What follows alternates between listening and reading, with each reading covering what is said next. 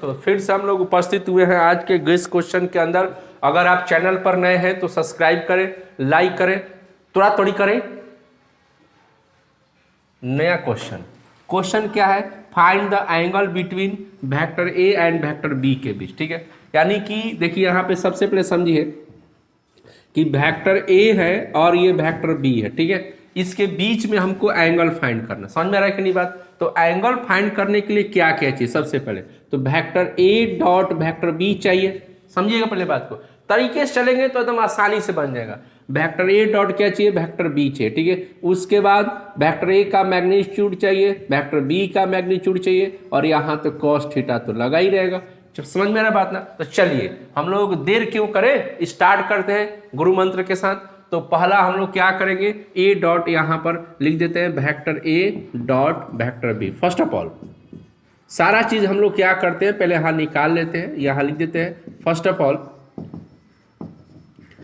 Of all लिखा जाए vector A dot vector B. ठीक है, तो यहाँ पर क्या आएगा, आई कैप प्लस हो जाएगा जे कैप माइनस क्या हो जाएगा, के कैप। ठीक है, डॉट में आएगा वेक्टर आई जे और क्या आ जाएगा, के आ जाएगा। ठीक है, अब इसके बाद डॉट प्रोडक्ट है तो हम लोग जानते हैं कि सेम वाले के साथ मल्टीप्लाई करते हैं तो हमको रिजल्ट मिलता है। अल्टरनेट वाले के साथ अगर मल्टीप्लाई करते हैं तो हम लोग का जो वैल्यू होता है वो क्या हो जाता है, जीरो हो जाता है। तो आई और आई के साथ करेंगे तो 1 हो जाएगा, जे और जे के साथ करेंगे तो -1 हो जाएगा, और के के साथ करेंगे तो -1 होगा। तो यहाँ से कैंसिल होगा तो -1 बच जाएगा। ठीक है, उसके बाद नाउ यहाँ लिखते हैं क्या कि मैग्नीट्यूड ऑफ वेक्टर ए में, तो मैग्नीट्यूड ऑफ वेक्टर ए करेंगे तो यहाँ पर ए का मैग्नीट्यूड यानी कुछ नहीं तो 1 का स्क्वायर प्लस 1 का स्क्वायर प्लस में -1 का स्क्वायर हो जाएगा। तो यहाँ पर कितना बन जाएगा आपके पास, 1 + 1 + 1 हो जाएगा, और इधर क्या होगा, √3 हो जाएगा। ठीक है, उसी तरीके से वेक्टर बी का अगर मैग्नीट्यूड निकाला जाएगा हम लोग के पास तो यहाँ पे आ जाएगा 1 का स्क्वायर हो जाएगा, -1 का स्क्वायर हो जाएगा, फिर 1 का स्क्वायर होगा। ठीक है, इधर आ जाएगा 1 + 1 + 1, तो यहाँ भी कितना आ जाएगा, √3। ठीक है, और उसके बाद यहाँ लिख देते हैं नाउ। अब आ गई वो अंतिम घड़ी, वो अंतिम क्षण जिसकी हमें जरूरत थी। थोड़ा थोड़ी करबे।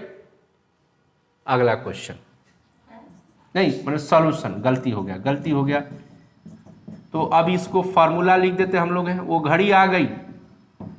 ठीक है, अब चलिए सबका वैल्यू रख देते हैं। तो ए डॉट बी की वैल्यू कितना हो गया, -1, और इसका वैल्यू कितना आ गया, यहाँ पे √3 आ गया, और इसका कितना आ गया अभी, तो √3 आ गया, और यहाँ पे क्या आ गया, cos थीटा। ठीक है, अब यहाँ पे -1 हो गया, इसको मल्टीप्लाई करेंगे तो 3 cos थीटा हो जाएगा। अब cos थीटा इक्वल क्या होगा, ये तो -1 क्या होगा, 3। तो थीटा इसका वैल्यू जानते हैं तो लिख दीजिए, नहीं जानते हैं तो आप यहाँ पे क्या लिखें, cos थीटा इक्वल क्या लिख दें, cos इनवर्स -1/3 आंसर। समझ में आ रहा है कि नहीं बात? तो थीटा आपने क्या कर लिया, निकाल लिया, देख लिया कैसे कैसे हो गया, और आपको मैं तरीका भी बताया मैं कि क्या क्या। तो तरीका अगर आप जानेंगे तो बहुत ही आसानी से क्या कर सकते हैं, क्वेश्चन को क्या कर सकते हैं, सॉल्व कर सकते हैं। समझ में आ रहा है कि नहीं बात? तो चलिए इसको इरेज कर दिया जाए, अनुमति है? हाँ, अनुमति आपने दे दिया। चलिए अब लिखते हैं दूसरा नंबर क्वेश्चन। दूसरा नंबर क्वेश्चन पे आते हैं। दूसरा number question,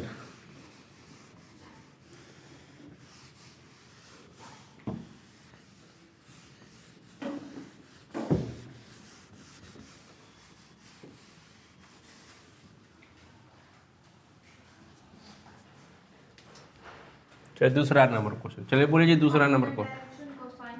find the direction cosine DC यहाँ डीसी का अर्थ है डायरेक्शन कोसाइन। ठीक है, चलिए डायरेक्शन कोसाइन, चलिए ठीक है, direction cosine of the vector, ठीक है, 3i cap -4j cap 12k cap. ठीक है, चलिए छोड़ो।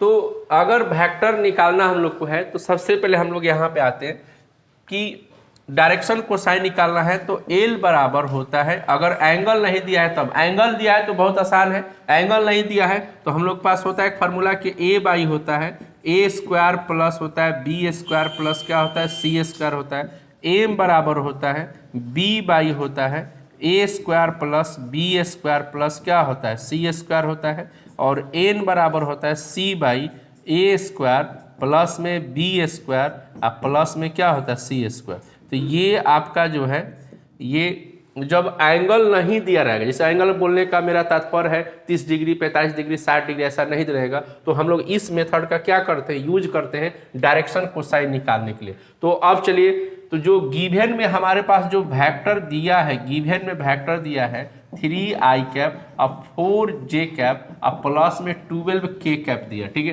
तो यहाँ से हमको क्या मिलेगा, a इक्वल 3 मिल जाएगा, b इक्वल क्या मिल जाएगा -4 और c इक्वल क्या मिल जाएगा 12। ये a होता है, b होता है और ये क्या होता है c होता है, ठीक है।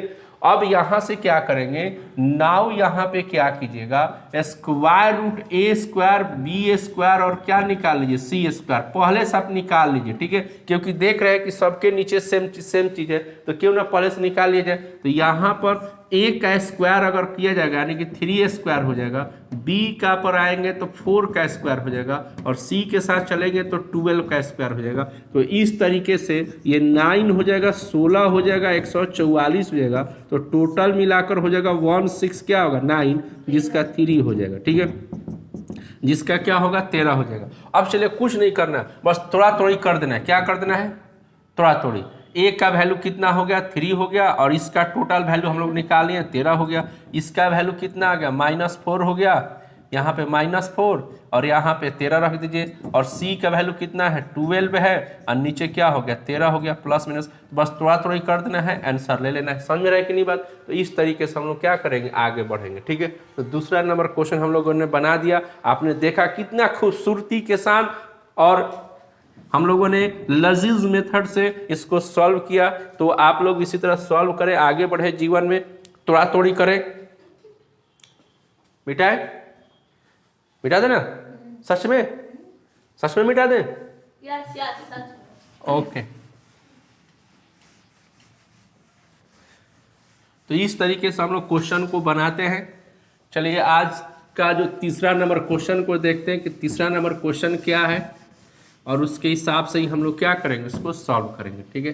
तीसरा number question, third number question लिखिए, बोलिए, find mod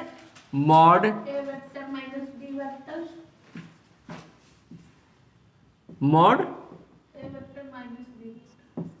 B vector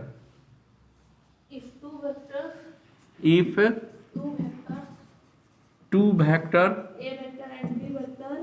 A vector and B vector are such that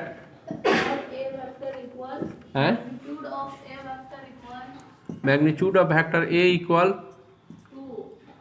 2, magnitude of vector B equal 3 है, vector B का magnitude 3 है, vector B equal 3 है, and A vector dot B vector equal 4 and A vector dot mod नहीं करिए, mod नहीं, B vector equal 4, equal क्या है 4 है, ठीक है।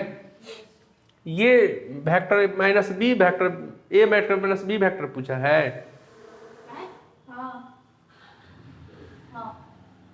ठीक है। चलिए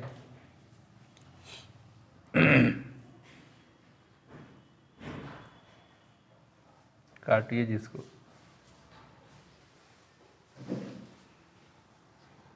कैसे इसको सॉल्व करते हैं, तो हमको ये चीज पूछा है, तो इधर लिखेंगे क्या, now vector A minus vector B का होल स्क्वायर कर देते, ठीक है।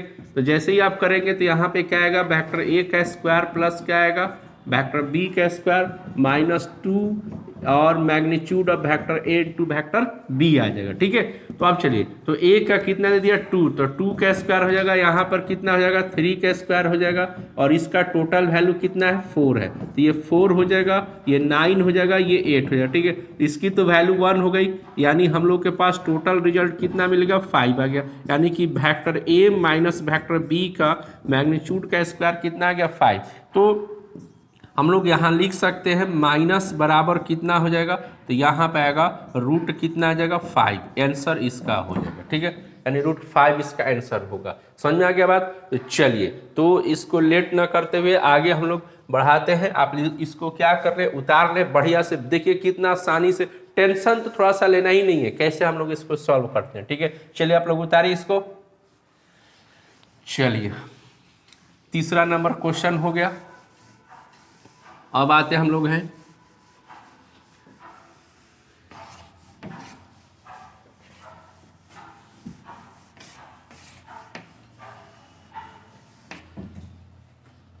चलिए 4 नंबर क्वेश्चन पे आते हैं। 4 नंबर बोलिए, 4 number. Find the general solution of the differential equation dy by dx equal 1 plus Y square 1 plus X square. ठीक है, चलिए छोड़ो, देखिए डिफरेंशियल इक्वेशन निकालना है, टेंशन नहीं लेना। डिफरेंशियल इक्वेशन निकालने के लिए सबसे पहले आसान सा तरीका अभी जस्ट जो है कई बार वीडियो में बताया गया है कि आप पहले क्वेश्चन को लिखें और जितना हो सके x वाले को dx के तरफ करें और y वाले को क्या करें dx के dy के तरफ करें, बस यही काम करना है।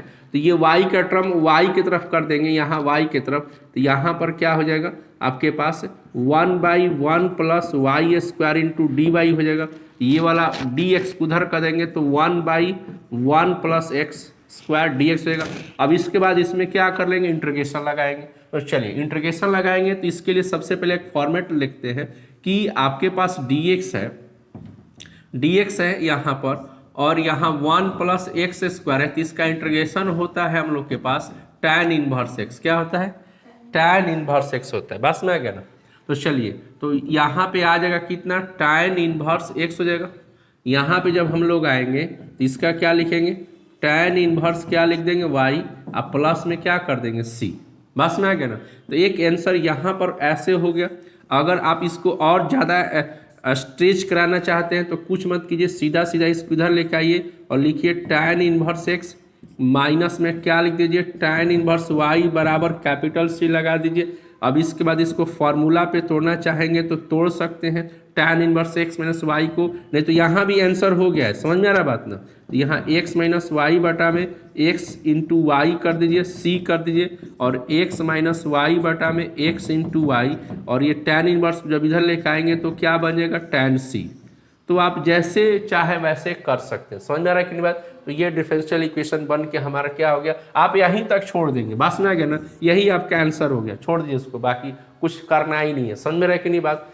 बस आपका ऐसे होगी, इधर ज़्यादा टेंशन वाली बात मत कीजिएगा। ठीक है, ओके चलिए।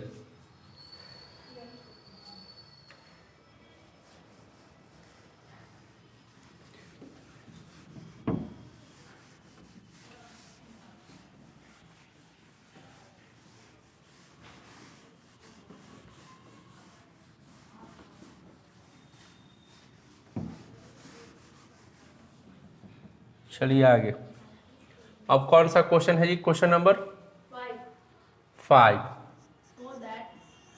so that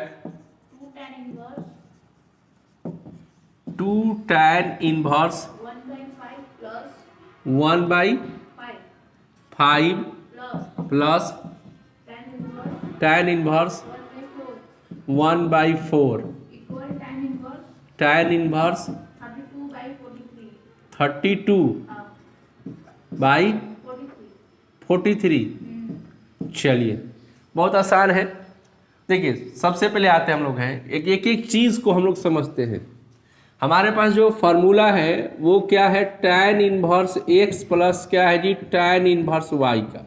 हमारे पास जो फार्मूला है वो किसका है, tan inverse x plus tan inverse y का, और जो फार्मूला होता है वो होता है tan inverse x plus y बटा में x इंटू वाई, ठीक है, इतना होता है। तो अगर LHS को हम यहाँ पे लेके आए, समझे बात, LHS को यहाँ पे अगर कंप्लीट कराएं तो यहाँ पे 2 tan इनवर्स, यहाँ पे देखिए क्या क्या गलती नहीं करना रहता है उस चीज़ के बारे में हम समझा रहे हैं। तो कितना लड़का क्या इसको 2 को नज़रअंदाज कर देता है, जबकि इस क्वेश्चन में देख रहे हैं फार्मूला के अंदर कि कहीं भी 2 नहीं लगा है।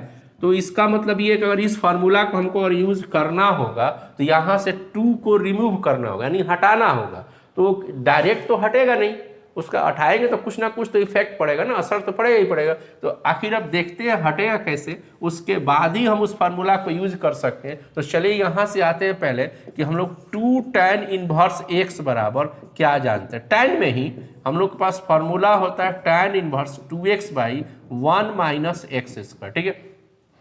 तो अगर यहाँ पे समझिए, अगर यहाँ पे लिखा जाए नाउ 2 tan, देखिए कैसे हम लोग बना रहे हैं, 1 बाई यहाँ पे क्या लिख दिया 5, क्योंकि x यहाँ पर क्या है 5 है, तो यहाँ x है तो x आ गया है। तो अगर यहाँ 5 लगाते हैं तो tan इनवर्स यहाँ पर क्या आएगा 2 1 बाई क्या आ जाएगा 5 आ जाएगा, और यहाँ 1 बाई 5 क्या हो जाएगा होल स्क्वायर। अब यहाँ पे tan इनवर्स हो जाएगा 2 बाई 5 हो गया, और 1 बटा कितना हो जाएगा 25 हो जाएगा। अब इधर क्या करेंगे tan इनवर्स 2 बाई 5 एलसीएम लेंगे तो 25 माइनस 1 बटा में 25 हो जाएगा, ठीक है। अब यहाँ पे कितना आ गया tan इनवर्स हो गया, ठीक है, 2 बटा में 5 हो गया, ये 25 ऊपर चल जाएगा तो नीचे कितना आ जाएगा 24 आ जाएगा, ठीक है। ये 25 में से घटेगा 24, तो यहाँ से ये कटेगा तो 5 बार में, और यहाँ से कटेगा तो 12 बार में, ठीक है। तो यानी कि टोटल हमारे पास tan इनवर्स कितना आ गया 5 बटा कितना आ गया 12, 5 बटा कितना आ गया 12, किसके बराबर, इसके बराबर आ गया हमारे पास 2 tan इनवर्स 1 बाई 5 की जगह पर हम क्या लिखेंगे tan इनवर्स 1 बाई 12। तो अब क्वेश्चन के ऊपर आते हैं, यहाँ देखिए अब यहाँ से ऐसे करते हैं, LHS पे आते हैं, इसकी जगह पर क्या लिखना पड़ेगा आपको tan इनवर्स 5 बाई 12 लिखना पड़ेगा। क्या लिखना पड़ेगा 5 बाई 12। अब प्लस में यहाँ पर क्या कर देते हैं tan इनवर्स 1 बाई 4। देखिए अब यहाँ से उस वाली फार्मूला को हम लोग क्या करेंगे यूज करेंगे, देख रहे हैं समझ में आ रहा बात ना, इस वाली फार्मूला को यूज करेंगे। तो हम यहाँ पे आ रहे हैं, इसको x कर दे रहे हैं, इसको क्या कर रहे हैं y, और इस फार्मूला पे अटेंड करा रहे हैं। तो इधर क्या हो जाएगा हमारे पास, क्या लिखेंगे tan इनवर्स x की जगह पर क्या आ जाएगा 5 बाई 12 आ जाएगा, क्या आ जाएगा 5 बाई 12 आएगा, और y की जगह पर क्या आ जाएगा 1 बाई क्या आ जाएगा 4 आ जाएगा, ठीक है, divided by 5 by 12 into 1 by क्या हो जाएगा 4 हो जाएगा, ठीक है। अब यहाँ पे क्या करेंगे tan इनवर्स, अब इसको क्या कर देंगे एलसीएम ले लेंगे, अच्छा छोड़ देते हैं, यहाँ देखिए आप लोग को मैं छोड़ रहा है, ठीक है, आप लोग को लाना इतना है, ठीक है। तो आप लोग एलसीएम लेकर इसको एलसीएम लेकर और सॉल्व करके हमको बताइए कि हाँ मेरा आ गया है। अब इसके आगे हम कुछ करना नहीं चाहते, ठीक है, पूरी तरीके से ये मेरा आंसर आना चाहिए, ठीक है। तो आप लोग इसको सॉल्व करके हमको कमेंट में जरूर बताइएगा कि मेरा आंसर आया कि नहीं। नहीं आएगा तो फिर आप कमेंट में करेंगे नहीं आ रहा है, फिर हम लोग देखेंगे उसको, लेकिन आप उसको बना के ऐसे बताएंगे हमको, समझ में आ रहा बात ना। तो हम यहाँ लिख देते हैं इट सेल्फ, क्या लिखते हैं इट सेल्फ। आप खुद से इसको बनाएंगे, आप बनाएंगे तो तभी पता चलेगा कि हमको सॉल्व करने आ रहा है कि नहीं आ रहा है, ठीक है कि नहीं है, ठीक है, आप उसको बताइएगा, ठीक है। चलिए इसको हम इरेज करते हैं, मिटा लिए, आप इसको क्या कीजिए, ठीक है, हटाते हैं। चलिए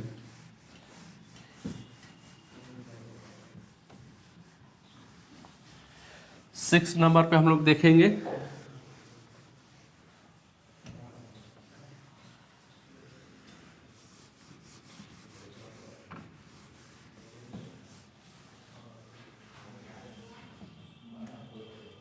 चलिए आज का 6 नंबर क्वेश्चन, बोलिए 6 नंबर क्वेश्चन क्या है। 6 number evaluate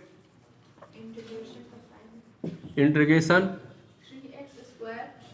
3x square plus e के power x into D x. चलिए इस क्वेश्चन को हम लोग सॉल्व करते हैं बहुत आसानी से। कैसे सॉल्व होगा टेंशन नहीं लेना है।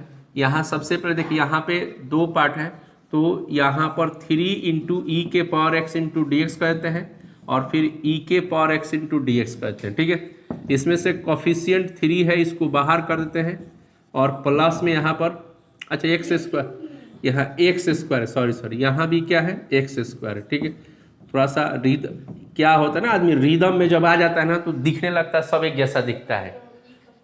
बस में आ गया। तो इधर हो गया 3 x² का इंटीग्रेशन क्या होता है जी, x के पावर 3 बाई क्या हो जाएगा 3, और e के पावर x का क्या होता है e के पावर x। अब प्लस में क्या लगा देंगे, यहाँ से 3 कैंसिल कर देंगे। देखिए कितना आसानी से स्मार्टनेस के साथ हम लोग का आंसर जो है ना आ रहा है जी, है कि नहीं बात, है ना। चलिए अब आते हैं 7 नंबर पर।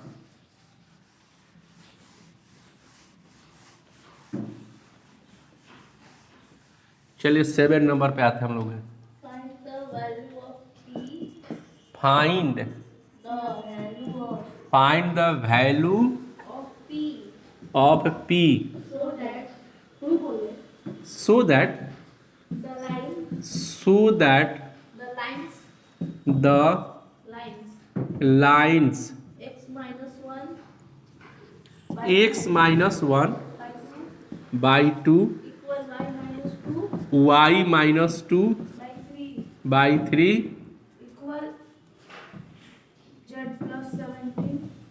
17। बोलिए आगे नीचे झट बाई में पी ना, धीरे से P. Okay and x plus 4 by 2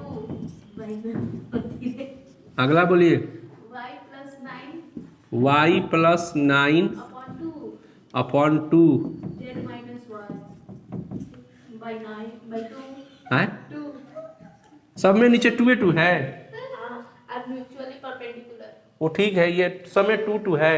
हाँ सर, और यहाँ लेते हैं आर परपेंडिकुलर, ठीक है।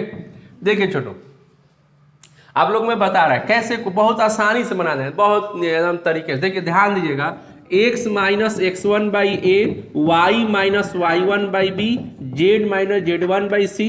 एक और यहाँ पे इसको 1 लगा दिए, एक और इक्वेशन लिखिए, x1 बाई a2 कर लीजिए, y minus y1 by b2 कर लीजिए, z माइनस z1 बाई क्या कीजिए c2 कर लीजिए। अगर दो लाइन, ध्यान से सुनिएगा, अगर ये दोनों लाइन परपेंडिकुलर है, एकदम ध्यान सुनिएगा, कैसे शो करेंगे कि दोनों लाइन क्या है परपेंडिकुलर है।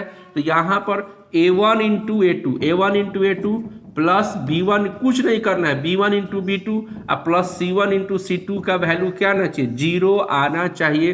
कब, किस केस में, जब परपेंडिकुलर आपको बताना होगा तब। लेकिन पैरेलल के केस में क्या करना होगा, a1 बाई a2 बराबर b1 बाई b2 बराबर c1 बाई क्या करना होगा c2 करना होगा। समझ में रखनी बात। अब देखिए, अब आते हैं अकॉर्डिंग टू द क्वेश्चन के ऊपर कि ये जो लाइन है परपेंडिकुलर है, क्वेश्चन में कह रहा है कि परपेंडिकुलर है, शो नहीं करना है। समझ में आ रहा है कि नहीं बात, शो नहीं करना है, परपेंडिकुलर ऑलरेडी है।